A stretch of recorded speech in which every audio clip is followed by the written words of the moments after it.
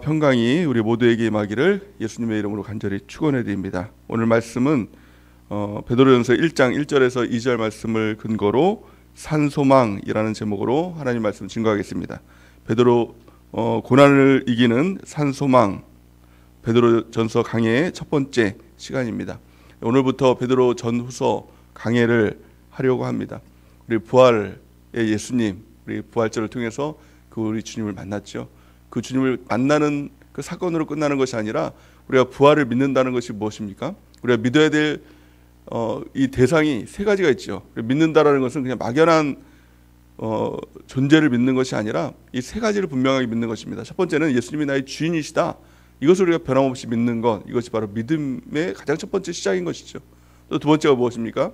십자가의 예수님을 만나는 것입니다. 십자가의 예수님은 우리를 위해서 십자가를 지시고 우리의 죄와 저주와 가난과 질병을 다 끊어주시고 승리하신 그 예수님, 그 십자가의 예수님을 믿을 때 우리의 삶 가운데 놀라운 승리의 역사가 나타나게 되는 것입니다. 또 부활의 예수님을 믿는 것이죠. 부활을 믿는다는 것이 무엇입니까? 다시 사신 것을 믿는 것입니다. 죽어 있다가 다시 살아난 것을 믿는 것. 또 그 예수님이 지금도 우리와 함께 계시다라는 것을 믿는 것입니다. 예배 가운데 그 주님이 우리와 함께 하십니다. 또 우리가 큐티할 때도 그 주님이 우리와 함께 하시죠. 또 기도할 때도 그 주님이 우리를 만나주시고 응답하여 주시죠. 그 예수님이 우리와 함께 계시다는 것을 믿으면 세상에 두려워할 일이 없는 것입니다. 담대할 수 있겠죠. 또 세상에 우리가 염려하고 걱정할 일이 없는 것입니다. 우리 예수님이 우리와 함께 하실 때 담대하게 승리하는 역사가 나타나게 되는 것입니다. 이것은 막연하게 그냥 우리가 용기를 얻고 우리 마음의 마음 컨트롤을 하고 또 자기 체면을 걸어서 예수님이 계시지라는 이런 막연한 관념이 아니라, 생각이 아니라 실제적인 그 주님이 우리와 함께 하시는 것입니다. 그 주님과 동행하는 놀라운 은혜가 우리에게 넘치기를 예수님의 이름으로 간절히 축원해 드립니다. 이것이 바로 부활 생명이죠. 부활 생명의 역사가 있을 때 생명의 능력은 강합니다. 단지 우리가 어떤 이 식물의 생명만 있어도 그 죽어 있는 것 같다가도 막 살아나는 역사가 나타나지 않습니까? 마찬가지로 예수님의 생명이 우리 가운데 있으면 정말 죽어 있는 영혼이라 할지라도 소망이 있는 것입니다. 그 소망의 역사가 우리 가운데 나타나게 되는 것이죠. 오늘부터 우리가 살펴볼 이 베드로 전후서의 말씀에 가장 핵심적인 단어 한 단어를 꼽으라라고 하면 소망입니다. 근데 이 소망은 단지 세상에서 말하는 언젠가는 잘 되겠지, 언젠가는 뭐가 될 거야, 잘 될 거야, 다 잘 될 거야, 이런 그냥 막연한 소망이 아니라 이 베드로는요, 이 소망을 산 소망이라고 얘기하는 것입니다. 예수님의 산 소망, 예수님이 우리 안에 살아계신다라고 하면 그것은 막연한 소망이 아니라 반드시 예수님의 뜻이 이루어지는, 반드시 예수님의 역사가 나타나는 산 소망인 것입니다. 우리 안에 이 산 소망을 깨닫는 우리가 은혜가 넘치길 바랍니다. 그래서 이 강해의 말씀을 통해서 우리 한 가지 깨달을 것, 소망, 산 소망, 다 죽어 있는 것 같을지라도, 내 영혼이 정말 죽어 있는 것 같을지라도, 또 다른 사람들의 영혼을 보면서도 그가 정말 죽어 있는 것 같을지라도 소망이 있는 것은 예수님의 산 소망이 있기 때문에, 예수님의 부활 생명이 있기 때문에 소망이 있다라는 것을 말씀하고 있는 것이죠. 그래서 베드로 전후서는 그리스도인이 이 땅에서 어떻게 승리할 수 있을까, 그 승리의 비결에 대해서 자세히 설명하고 있는 것입니다. 세상에는 참 무너질 일들이 참 많죠. 세상은 참 만만한 곳은 아니죠. 많은 마귀의 핍박이 있고 박해가 있고 또 유혹이 있습니다. 그래서 많은 그리스도인들이 또 핍박에도 무너지고 또 유혹에도 무너지는 그런 현실 가운데 있지 않습니까? 그럼에도 불구하고 예수님의 산 소망이 있을 때 마귀를 이기고 또한 그 소망 가운데 나갈 수가 있다는 것입니다. 승리하는 삶을 살아갈 수가 있게 된다는 것입니다. 이 오늘 말씀을 통해서 우리가 크게 네 가지를 살펴볼 텐데요. 그러니까 베드로 전후서의 개관에 대해서 좀 살펴보기 원합니다. 가장 첫 번째는 이 저자, 베드로 전후서를 쓴 저자 누굽니까? 베드로겠죠. 두 번째는 수신자가 누군지, 또 세 번째는 이 베드로 전후서의 그런 요점이 뭐냐, 또 네 번째 마지막은 그 적용이 뭐냐, 이 간단하게 우리가 이것들을 살펴볼 텐데, 가장 첫 번째는 이 베드로 전후서를 쓴 베드로입니다. 이 베드로가 산 소망에 대해서 쓴 것입니다. 근데 이 베드로에 대해서 우리가 알면 알수록 이건 베드로만이 쓸 수 있는 이 성경이구나, 베드로가 가장 적임자구나 라는 것들을 아마 깨닫게 될 것입니다. 사도 베드로는 이 예수님을 인해서 강력하게 변화됐던, 완전히 그 삶이 변화됐던, 완전히 그의 모습과 그의 어떤 성격과 그런 것들이 완전히 변화됐던 사람이 바로 이 베드로지요. 베드로는 성격이 굉장히 급했던 사람입니다. 또 두 번째는 자기 확신에 찼던 사람입니다. 내가 원하면 무엇인지 그것을 할 수 있다는 것, 또 자기를 드러내기를 원했던 사람이 바로 이 베드로입니다. 자기 이름이 드러나기를 원했고 내가 무엇인가 하는 것들을 누가 좀 알아주기를 원했던 그 사람이 바로 이 베드로였다는 것이죠. 근데 이 베드로가 완전히 변화됩니다. 그 이후에 사도로서의 삶을 살아보면 완전히 변화가 됩니다. 어떻게 보면은 베드로는 자신이 드러나길 원했던 그 사람인데 이후에 사도행전으로부터 시작하는 그 일들을 보면 베드로는 그렇게 크게 두각을 드러내지 않죠. 어떻게 보면 이제 사도 바울이 그 모든 것을 주도하지 않습니까? 그럼에도 불구하고 이 베드로는 사도 바울을 돕고 서포트하는 그런 일들을 하는 것들을 볼 수가 있습니다. 또 어떻게 보면 자기 확신에 그 찼던 사람이 그 자기 확신이 아니라 예수님의 확신으로 가득 찬 사람으로 변화되는 놀라운 역사가 일어나게 되는 것이죠. 이 완전하게 변화되는 그 역사의 그 핵심이 무엇이냐는 것입니다. 그 본질이 무엇이냐는 거예요. 그것이 바로 예수님의 부활입니다. 부활의 예수님을 만났을 때 그 완전히 변화되는 역사가 나타나게 되는 것이죠. 베드로전서 1장 3절 말씀을 우리 같이 한번 읽어보겠습니다. 베드로전서 1장 3절 시작. 우리 주 예수 그리스도의 아버지 하나님을 찬송하리로다. 그의 많으신 긍휼대로 예수 그리스도를 죽은 자 가운데서 부활하게 하심으로 말미암아 우리를 거듭나게 하사 산 소망이 있게 하시며. 아멘. 여기서 보면 우리 주 예수 그리스도의 아버지 하나님을 찬송하리로다 이렇게 얘기합니다. 이 찬송은 단지 우리가 이렇게 부르는 찬송, 또 우리가 흥얼흥얼하는 어떤 찬양, 이런 찬송을 얘기하는 것이 아니라 이 원어적으로 보면은 완전히 터져버리는 이 감격이 터져나오는, 은혜가 터져나오는 이 찬송을 이야기하고 있는 것을 이거 볼 수가 있는 것입니다. 완전히 그가 감동되어서 예수 그리스도에 대해서 완전히 감동되어서 이 찬송하리로다 라고 이렇게 외치는 그런 것들을 볼 수가 있는 것이죠. 그 근원이 어디 있다고 말씀하고 있습니까?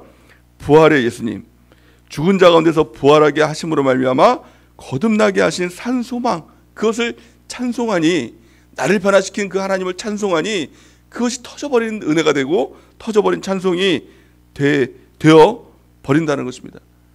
이 베드로는 완전한 절망에 빠졌던 사람이 베드로, 모든 제자 중에서 가장 큰 특징이 완전한 절망에 빠졌던 사람이 이 베드로라는 것입니다. 예수님께서 십자가 달려 돌아가시기 전에 제자들을 향해서 이렇게 이야기를 합니다. 너희가 모두 나를 떠나리라. 내가 십자가에 달려 죽을 때 너희가 나를 버리고 다 떠나리라 라고 얘기했을 때 베드로가 이 자기 확신에 차서 이렇게 얘기합니다. 모두 다 주를 버릴지라도 저는 결코 주를 버리지 않겠습니다 라고 이렇게 자신 있게 얘기를 하죠. 그랬더니 예수님께서 뭐라고 말씀하고 있습니까? 내가 진실로 내게 이르노니 오늘 밤 닭이 울기 전에 내가 3번 나를 부인하리라 이렇게 얘기를 합니다. 그러면 어떻게 됩니까? 엎드려서 맞습니다. 나는 같은 죄인입니다. 예수님의 말씀이 옳잖아요. 그럼에도 불구하고 자기 주장을 또 이렇게 펼칩니다. 자기 확신에 차서 이렇게 얘기합니다. 주와 함께 죽을지언정 저는 절대 주님을 부인하지 않을 것입니다. 예수님이 옳은 거 아닙니까? 예수님이 그렇다 그러면 진짜 그런 거 아니에요? 그러니까 예수님은 미래를 다 아시잖아요. 그러니까 엎드려서 맞습니다. 저는 그럴 수밖에 없는 죄인입니다. 라고 이렇게 엎드리면 좋았을 것을 절대 아닙니다. 저만큼은 절대로 주님을 버리지 않겠습니다. 자기 확신에 차서 이렇게 얘기를 합니다. 그 이후에 어떻게 됐습니까? 우리가 다 아는 것 같이 예수님께서 십자가에 달려 돌아가실 때 3번이나, 한 번도 아니고 3번이나 이 여자 계집종 앞에서 3번이나 예수님을 부인하죠. 예수님을 부인한다는 것은 이 원어적인 표현을 보니까 저주하며 부인했다는 거예요. 예수님, 저 사람 저주받아 마땅한 사람입니다 라고 하면서 나는 저 사람을 절대 모릅니다 라고 하면서 3번씩이나 부인했다는 것입니다. 그 이후에 그것이 깨달아지죠. 예수님께서 하신 말씀이 깨달아져서 밖에 나가서 심히 통곡을 합니다. 이 심히 통곡한다는 것은 뭐예요? 절망한다는 거예요. 나는 이제 끝장났다. 이제 나는 더 이상 소망이 없다. 완전한 절망에 빠진 이 베드로의 모습을 성경은 우리에게 보여주고 있다는 것입니다. 아마 사도들도 그렇게 생각했을 것입니다. 베드로는 끝났어. 저 인간은 이제 소망이 없어. 이렇게 얘기했을 수도 아마 있을 것입니다. 근데 베드로는 참 놀랍게 베드로전서를 통해서 이렇게 고백을 합니다. 베드로전서 1장 13절 우리 같이 한번 읽어볼까요? 시작. 그러므로 너희 마음의 허리를 동이고 근신하여 예수 그리스도께서 나타나실 때 너희에게 가져다 주실 은혜를 온전히 바랄지어다. 아멘. 완전히 절망에 빠졌던 이 베드로가 어떻게 이렇게 다른 사람들에게 이런 고백을 할 수 있었냐는 것입니다. 그것은 한마디로 말하면 베드로전서 1장 13절 후반절 말씀을 보니까 은혜를 온전히 너희가 바라봐야 된다. 나를 변화시킨 건, 나를 완전한 절망에서 산소망으로 바꾼 것은 바로 하나님의 은혜였다라는 거예요. 여러분들 은혜만 깨달으면 산소망을 발견합니다. 베드로는 완전한 절망에 빠졌습니다. 그 절망이 어떤 절망이었느냐? 예수님께서 부활하셨다는 소식을 들었습니다. 많은 제자들이 예수님이 부활하셨다는 소식을 베드로 들었어요. 아니, 예수님이 살아나셨어요. 얼마나 기쁜 소식입니까? 예수님께 달려나가서 예수님을 축하하고 기뻐하고 그 부활에 동참해도 부족함이 없을 텐데 베드로는요, 그 예수님께 차마 나가지 못하죠. 그리고 제자들을 향해서 우리 고기나 잡으러 가자라고 하면서 고기를 잡으러 가지 않습니까? 근데 예수님께서 그를 만나 주시고 또 거기서 이제 고기를 잡게 하셔서 153마리의 고기를 또 잡게 하지 않습니까? 그리고 베드로에게 떡을 주고 고기를 구워주고 또 베드로에게 3번씩이나 네가 나를 사랑하느냐 물어보시죠. 요한 아들 시몬아, 네가 나를 사랑하느냐? 라고 사랑을 확인하지 않습니까? 베드로가 차마 아가파의 사랑을 얘기하지 못하고 필레오의 사랑이라도 하나님의 그만큼의 사랑이라도 주님을 사랑하나이다 라고 고백을 했더니 예수님께서 내 양을 치라 3번 이렇게 말씀하시면서 예수님께서 처음 예수님의 양을 사람에게, 제자에게 양도하면서 부탁하시는 그런 내용을 성경은 기록하고 있습니다. 베드로는 스스로 자격이 없다고 생각했습니다. 완전히 자기는 절망에 빠졌다고 생각했습니다. 그런데 예수님께서 그를 만나주시고 한 가지를 주시죠. 그것이 무엇입니까? 그게 바로 은혜입니다. 은혜는 자격이 돼서 받는 것이 아닙니다. 완전한 절망, 나는 완전히 자격이 없는데 자격 없는 나에게 주시는 것. 또 그 은혜는 땅으로부터 오는 것이 아니라 하늘로부터 오는 것이죠. 자격 없는 나에게 하늘로부터 주시는 값없는 하나님의 그 은혜. 그래서 우리가 예수님을 믿으면서 은혜라는 단어 하나만 깨달아도 우리에게 정말 소망이 있는 산소망을 발견하게 되는 놀라운 축복이 있게 될 줄 믿습니다. 그 은혜가 어디로부터 옵니까? 예수님의 부활로부터, 부활 생명으로부터. 그 생명이 우리에게 부어주시고 그 생명이 우리를 일으켜주시니 그것이 바로 다시 시작할 수 있는 힘이 되더라는 것입니다. 우리도 마찬가지입니다. 기독교의 능력이 무엇입니까? 그리스도인의 생명이 무엇입니까? 완전한 절망 가운데 주시는 하나님의 은혜. 그래서 그리스도인의 가장 큰 능력이 뭐냐? 다시 시작할 수 있는 힘이에요. 다시 일어날 수 있는 힘이에요. 돈이 있어서요? 환경이 돼서요? 아무것도 없어도 됩니다. 사람이 있어서요? 아니에요. 아무것도 없어도 됩니다. 완전한 절망 가운데, 완전한 바닥 가운데서도 다시 소망을 가지고 일어날 수 있는 힘, 이것이 바로 은혜, 산소망, 부활의 생명인 줄 믿습니다. 그래서 성경은 이렇게 말씀합니다. 그 은혜에 대해서 에베소서 2장 8절 우리 같이 한번 읽어볼까요? 에베소서 2장 8절 시작. 너희는 그 은혜에 의하여 믿음으로 말미암아 구원을 받았으니 이것은 너희에게서 난 것이 아니요 하나님의 선물이라. 아멘. 베드로가 처음 이 은혜를 깨달았어요. 베드로는 자기의 능력을 의지했던 사람, 자기 확신에 찼던 사람, 나는 할 수 있다.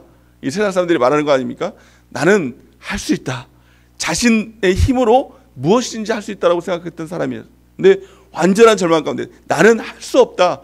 완전한 절망 가운데 빠졌던 이 베드로에게 예수님께서 손을 내미시고 은혜를 주시고 산소망을 주시고 부활의 생명을 주시니 이제는 베드로가 자신의 힘을 의지한 것이 아니라 하나님의 능력, 하나님만을 의지한 나는 영이 되고 예수님이 백이 되는 그런 삶을 살아갔다는 것입니다. 그럴 때 이 사도행전을 통해서 완전히 변화된 베드로의 모습들을 보여주고 있는데 그가 얼마나 변화됩니까? 그는 완전히 그 사도로서의 완전한 모습을 갖게 됩니다. 그래서 그가 한번 설교를 할 때 많은 영혼들이 구원을 받고 한 번 설교를 인해서 3,000명이 주께로 돌아오는 그 은혜의 놀라운 역사들이 일어납니다. 베드로의 능력으로 그것이 가능했을까요? 아닙니다. 베드로는 자신의 능력이 아니라 예수님의 부활의 생명, 그 산소망을 가지고 예수님의 능력으로 하나님의 말씀을 증거할 때 3,000명이 돌아오는 하나님의 역사가 나타나는 놀라운 일들을 이루어지게 했다는 것입니다. 또한 성전 미문에서 안진뱅이에게 이야기를 했을 때 은가금은 내게 없거니와 내게 있는 것으로 내게 주노니 나사렛 예수 그리스도의 이름으로 일어나 걸으라 라고 했더니 이 솔로몬 행각에 있던 안진뱅이가 일어난 역사가 나타나죠. 그를 통해서 유대인들과 또 사람들이 많이 몰려들죠. 그래서 그를 힐난하고 무너뜨리려고 할 때 하나님의 말씀이 선포되고 남자만 5,000명이 그 가운데서 구원받는 하나님의 놀라운 역사들이 일어나지 않습니까? 이뿐만이 아니라 사도로서의 하나님의 놀라운 이 교회를 세우고 또 이 법을 세워나가는 이 놀라운 일들이 성경에는 이 베드로의 그 일들이 기록되고 있는 것을 볼 수가 있는 것입니다. 베드로는 완전히 변화됩니다. 완전히 바뀝니다. 그것은 그의 능력이 아니라 예수님의 능력으로 덧입게 되는 것입니다. 부활의 생명으로 덧입게 되는 것이죠. 그러고 나서 어떻습니까? 이 겁장이 베드로가 이 최후를 어떻게 맞이하죠? 이 성경에는 기록되어 있지 않지만 전승에 의하면 이렇게 얘기합니다. 이가 유대인들에게 끌려가서 죽임을 당하게 되는데 이 십자가에 사람들이 똑같이 예수님과 똑같이 매달아서 죽이려고 했습니다. 근데 베드로가 이렇게 고백을 하죠. 나는 예수님과 똑같이 십자가에 매달려 죽을 자격이 없습니다. 나를 거꾸로 매달아 죽여주세요 라고 했더니 실제로 거꾸로 매달아서 베드로를 죽이는, 이제 그렇게 해서 순교당하는 그런 일들이 일어나게 됐다는 것이죠. 베드로는 완전히 변화되는 것입니다. 그 바뀌는 그 힘이 무엇이었습니까? 은혜예요. 그것이 바로 사랑이고 그것이 바로 부활의 생명이고 그것이 바로 베드로가 이 베드로전서를 통해서 이야기하는 바로 산소망인 것입니다. 우리 가운데 그 산소망의 역사가 넘쳐나는 은혜가 있기를 예수님의 이름으로 축원해 드립니다.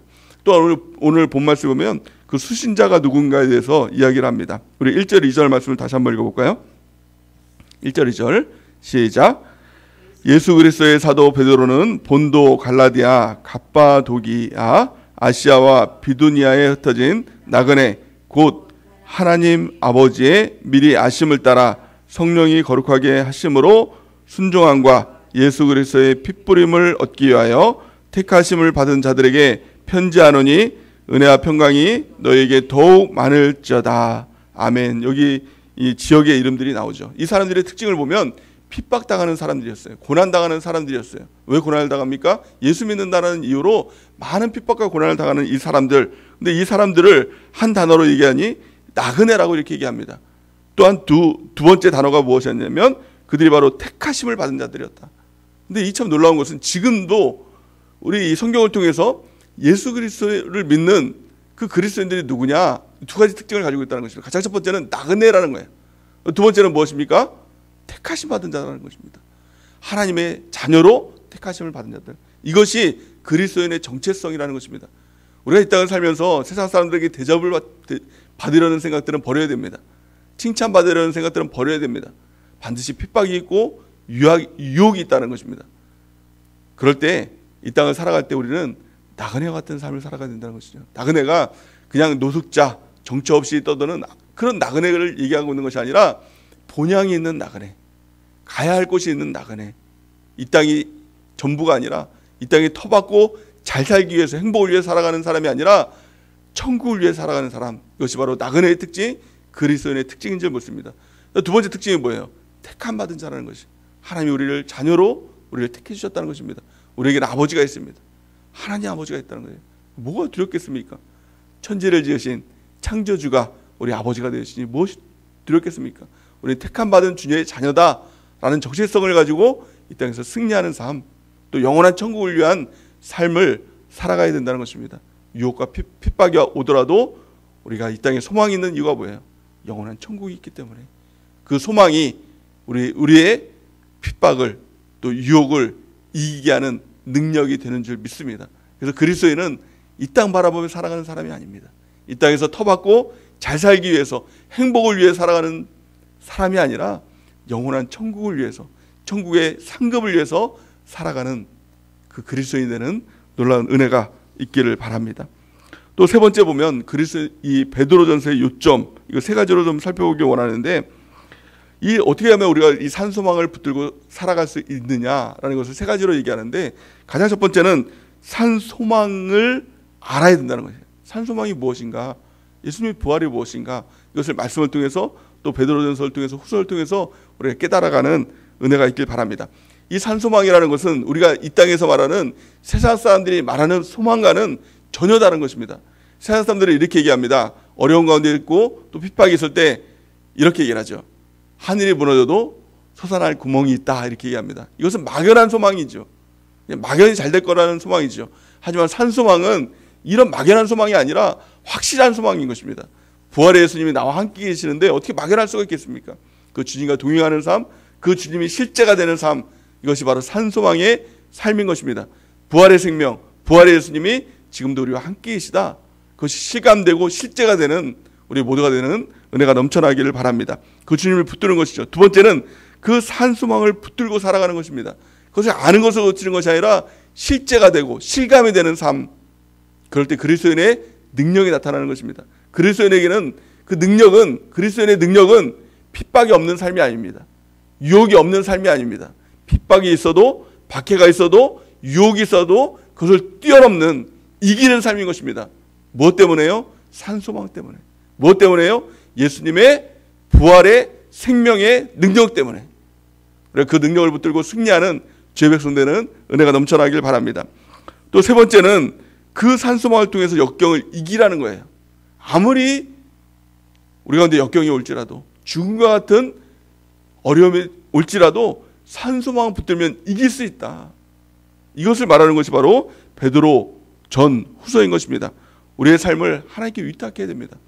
베드로와 같이 내 힘을 의지했던 사람이 이제는 나는 절망입니다, 이것을 깨닫는 것, 이것이 바로 가장 첫 번째 시작이 되는 것입니다. 나는 할 수 있다라고 시작했던 사람이 나는 할 수 없습니다. 여기서부터 시작되는 것이 예수님의 산소망을 붙들고 이 땅을 이기며 살아가는 삶인 것입니다. 나는 소망이 없습니다. 나는 낯생입니다. 나는 아무것도 아닙니다. 하지만 예수 그리스도께서는 모든 것이 되어주십니다. 나는 낯생이지만 예수 그리스도께서는 에브리싱이 되십니다. 나는 0이지만 예수님은 100이 되십니다.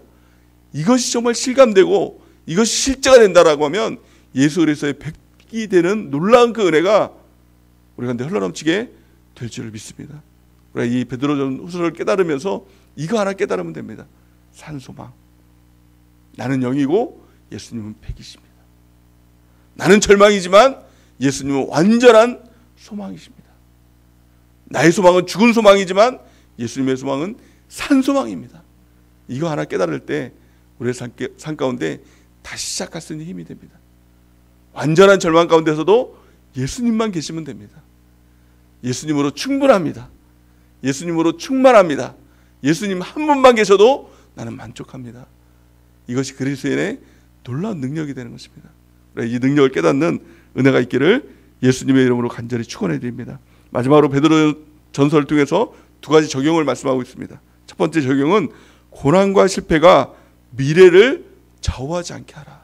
우리의 삶 가운데 반드시 고난과 실패가 오거든요. 근데 그것에 묶여서 미래까지 저당 잡히지 말라는 거예요. 그것을 우리가 이길 수 있고 우리가 뛰어넘을 수 있다는 것, 예수님의 산소망을 붙들라는 것입니다. 두 번째 적용이 뭐냐면 실패와 고난이 다른 사람을 격려하는 통로가 된다는 거예요. 우리의 삶 가운데 실패가 옵니다. 또 우리의 삶 가운데 고난이 오게 됩니다. 근데 그것을 이기고 뛰어넘게 되면 이것이 굉장히 큰 자산이 됩니다. 이것이 굉장히 큰 사역의 능력이 됩니다. 어떤 능력이요? 우리 뒤에 오는 고난과 실패 가운데 있는 사람을 일으켜줄 수 있는 능력. 이것이 바로 내가 당한 고난이 되고 내가 당한 실패가 됩니다. 내가 이기고 났더니 다른 사람이 보이기 시작합니다. 아, 그 사람도 이길 수 있다 라는 거예요. 여러분, 고난과 실패 가운데 있는 사람에게 가장 큰 힘과 위로가 될 수 있는 사람이 누구일까요? 목사님일까요? 아니, 말씀에 정통한 그 어떤 사람일까요? 물론 그런 사람도 도움이 되겠죠. 말씀에는 이렇게 얘기하고 있습니다. 예수님은 이렇게 얘기하고 있습니다. 물론 그것도 힘이 되겠죠. 근데 가장 큰 힘이 되는 사람이 누구냐면 이런 사람이에요. 나도 그 고난 당했어. 나도 그 어려움 똑같이 당했어. 이 한마디로요, 위로가 되더라는 거예요.